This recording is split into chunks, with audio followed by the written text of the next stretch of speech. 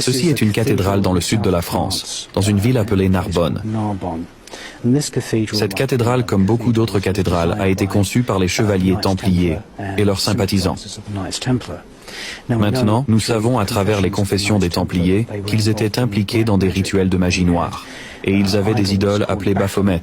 Et vous savez, vraiment la grande blague sur ces cathédrales, c'est que les gens payent des milliers de livres pour venir en pèlerinage. Ils viennent d'Allemagne, de Yougoslavie ou de partout, et ils payent des milliers de livres pour des pèlerinages jusqu'à ces cathédrales du sud de la France.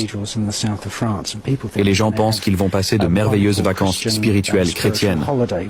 Eh bien, c'est très très loin de la vérité. La vérité, c'est que c'est un temple kabbalistique et elle contient des sculptures de la plupart des démons qu'on retrouve dans les anciennes écritures magiques, comme l'Ars Goetia, le Testament de Salomon, les clavicules de Salomon et beaucoup d'autres textes magiques qui ont été ramenés en Europe depuis l'ancienne Babylone, l'ancienne Childéa qui est une province de Babylone, et de Suméria.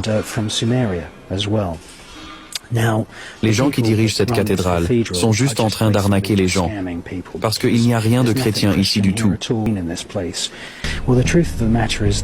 La vérité, c'est que beaucoup de gens qui prétendent être des cardinaux, des prêtres ou des membres de l'Église catholique sont en fait impliqués dans des rituels de magie noire.